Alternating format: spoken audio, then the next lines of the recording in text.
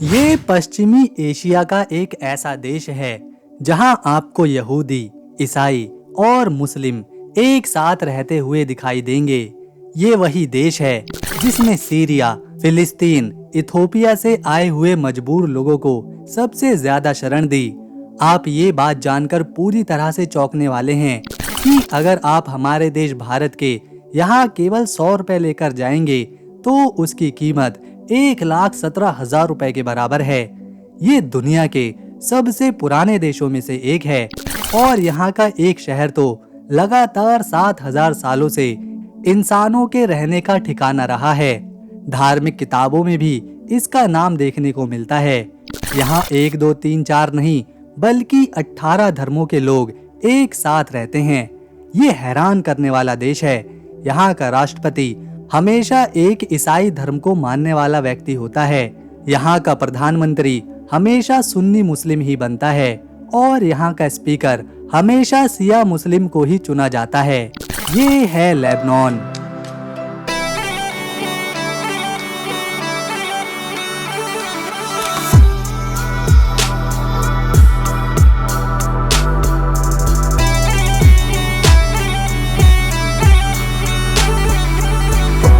ये तो केवल शुरुआत थी। इस देश के बारे में जानने और देखने के लिए बहुत कुछ है, तो बने रहें हमारे साथ वीडियो के आखिर तक। लेकिन उससे पहले आपसे एक छोटी सी रिक्वेस्ट है, अगर आप वीडियो को एक लाइक करेंगे और चैनल को सब्सक्राइब करेंगे तो हमारे पूरे दिन की मेहनत सफल रहेगी। लेबनान एक छोटा सा देश है, लेकिन इसमें इतने राज छिपे हैं कि आप जानकर हैरान हो जाओगे। लेबनान दुनिया में सबसे ज्यादा शरणार्थियों को जगह देने वाला देश है। प्रति व्यक्ति और प्रति वर्ग किलोमीटर के हिसाब से यहाँ सबसे ज्यादा रिफ्यूजी रहते हैं। सरकार के अनुमान से यहाँ 15 लाख ईसाई, 2 लाख फिलिस्तीनी, 16,000 इथोपियाई और कई अन्य शरणार्थी मौजूद हैं। ये संख्या देश की कुल आबादी से भी ज्यादा है। लेबनान में साल में 300 से ज्यादा दिन धूप निकलती है। यहाँ आप सुबह स्कीइंग कर सकते हैं और दोपहर में समंदर पर तैर सकते हैं, क्योंकि यहाँ पहाड़ और समंदर दोनों बहुत ही नजदीक हैं। एक और चौंकाने वाली बात है कि लेबनान के देवदार के जंगल इतने ज्यादा पुराने हैं कि वो इतिहास से भी पहले के हैं। बाइबल में इन जंगलों का जिक्र है और ये हजारों साल पुराने हैं। लेकिन दुख की बात है कि पर्यावरण की समस्या से ये लगातार कम होते जा रहे हैं। लेबनान को मिडिल ईस्ट का पेरिस कहा जाता है, लेकिन हाल के कुछ सालों में आर्थिक संकट की वजह से यहाँ की करेंसी इतनी गिर गई कि लोग डॉलर में लेन देन करने लगे। साल 2019 से अब तक यहाँ महंगाई इतनी ज्यादा बढ़ी है कि एक समय में तो एक ब्रेड पैकेट की कीमत लाखों रुपए पहुँच गई थी। लेबनान का इतिहास 7,000 साल पुराना है। यहाँ फोनीशियन सभ्यता थी जो दुनिया की पहली वर्णमाला बनाने वाली थी, यानी उन्होंने ही सबसे पहली बार अक्षरों का इजाद किया था। लेकिन आज ये देश युद्ध और राजनीतिक अस्थिरता से जूझ रहा है। यहाँ का बैंकिंग सिस्टम कभी दुनिया का सबसे गोपनीय बैंकिंग सिस्टम हुआ करता था, लेकिन अब ये संकट में है। लेबनान में कोई प्राकृतिक संसाधन मौजूद नहीं है सिवाय जमीन के, इसीलिए ये पर्यटन और बैंकिंग पर ही निर्भर रहता है। यहाँ का खाना इतना लजीज होता है कि हुमस और फलाफल जैसी डिश पूरी दुनिया में मशहूर हैं। लेकिन दुख की बात यह है कि साल 2020 के बैरूत के विस्फोट में 200 से ज्यादा लोग मारे गए थे, जो एक बड़ी त्रासदी थी। लेबनान पश्चिमी एशिया में मौजूद है, जिसे मिडिल ईस्ट भी कहते हैं। ये भूमध्य सागर के किनारे पर बसा है। उत्तर और पूर्व में इसके सीरिया है, दक्षिण की साइड पर इजराइल है और पश्चिम में समंदर तट। ये एक संकरी पट्टी के जैसा है जो पहाड़ों और समंदर के बीच में है। लेबनान का कुल क्षेत्रफल केवल 10,452 स्क्वायर किलोमीटर में ही फैला हुआ है और ये एरिया के हिसाब से दुनिया का 169वां बड़ा देश है, यानी ये बहुत ही छोटा सा देश है। लेकिन घनत्व के हिसाब से ये बहुत घना बसा हुआ है, क्योंकि यहाँ प्रति वर्ग किलोमीटर में 556 लोग रहते हैं। आबादी की बात करें तो साल 2025 में लेबनान की पॉपुलेशन 53 लाख से 58 लाख के बीच है। कुछ स्रोत कहते हैं कि यहाँ के मूल निवासियों की संख्या 53 लाख है, लेकिन शरणार्थियों को मिलाकर ये 60 लाख से ज्यादा हो जाती है। यहाँ की आबादी में युवा ज्यादा हैं, लेकिन हाल के युद्ध और संकट से कई लोग अपना ही देश छोड़कर विदेश जा चुके हैं। लेबनान धार्मिक विविधता वाला देश है। यहाँ 95% लोग मुस्लिम या ईसाई हैं। 2025 के आंकड़ों के मुताबिक यहाँ पर मुस्लिम आबादी 60 से 68% में है, जिसमें सुन्नी और शिया दोनों शामिल हैं। सुन्नी लगभग 27 से 28% हैं और शिया 26 से 28%। ईसाई यहाँ 32 से 39% में रहते हैं, जिसमें मैरोनाइट ईसाई 22% हैं, ग्रीक ऑर्थोडॉक्स 8% और अन्य ईसाई 4 से 5% में हैं। द्रुज धर्म के लोग यहाँ 4 से 8% में रहते हैं। बाकी छोटे छोटे समूह हैं, जैसे बौद्ध या फिर नास्तिक लोग, जो 0.5% से भी कम हैं। ये देश अपनी धार्मिक विविधता के लिए मशहूर है, लेकिन यहाँ की राजनीति में धर्म का एक बड़ा रोल है।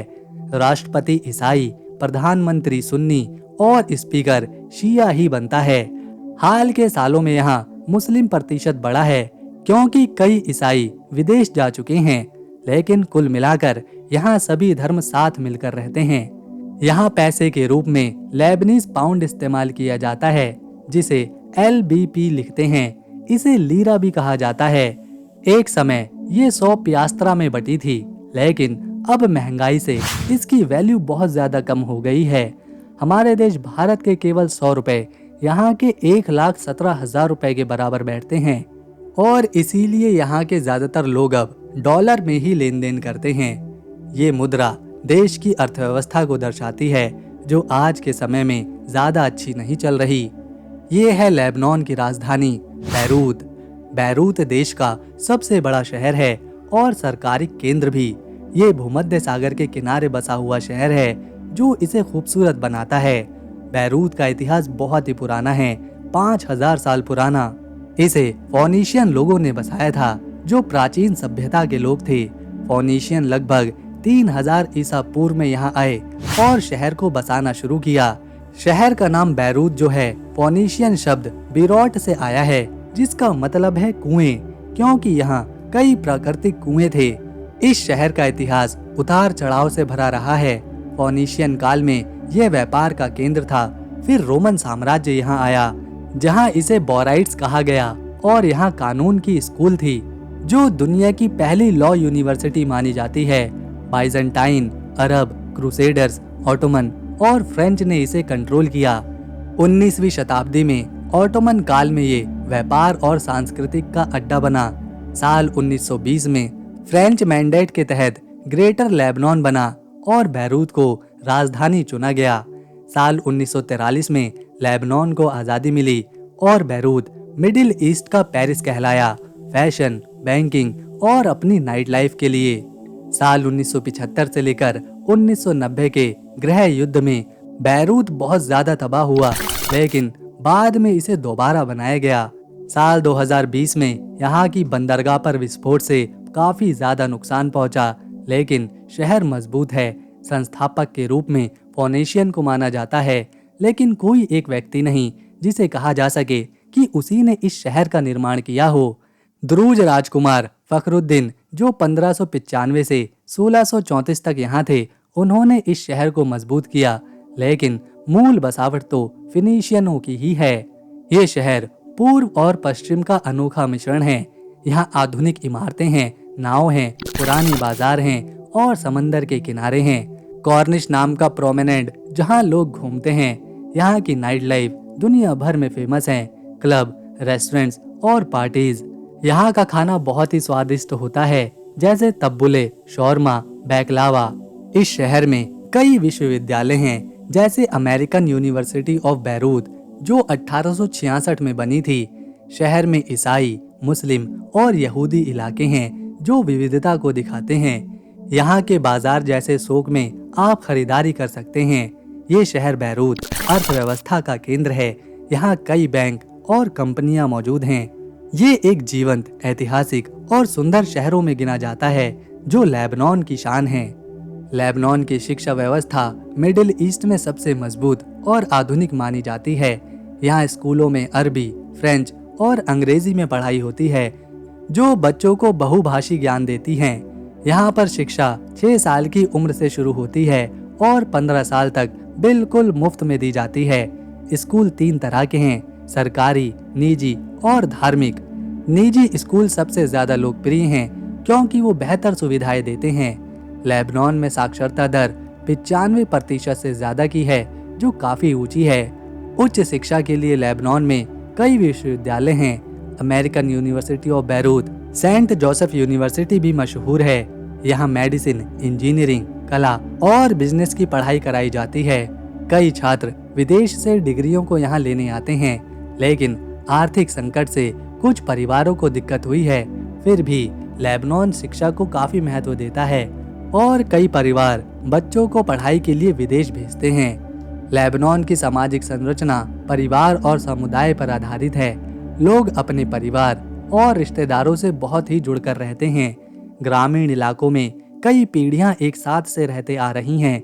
शहरी इलाकों में, खासकर राजधानी बैरूत में, लोग ज्यादा आधुनिक हैं, लेकिन परिवार का महत्व वहां पर भी है। समाज में पुरुष और महिलाएं दोनों मिलकर काम करते हैं, लेकिन कुछ ग्रामीण इलाकों में महिलाओं को घर निभाने की भूमिका दी जाती है।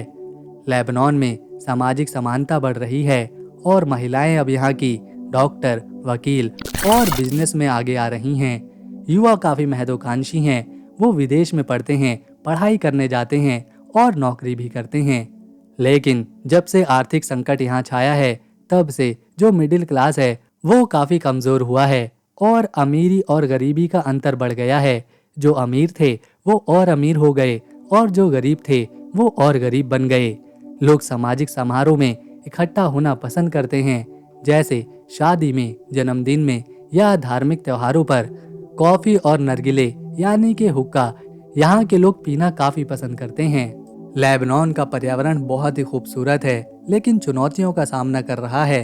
देश में कोई बड़ा प्राकृतिक संसाधन जैसे कि आमतौर पर तेल या गैस नहीं है, लेकिन इसकी जमीन उपजाऊ है।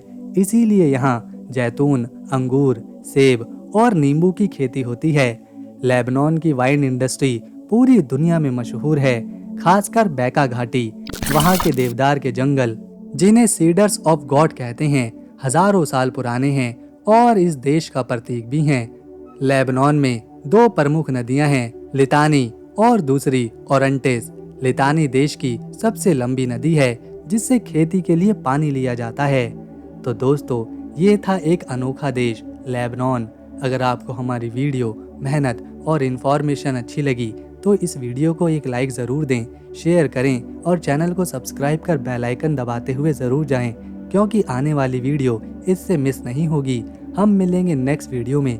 तब तक के लिए नमस्कार, अपना ख्याल रखें।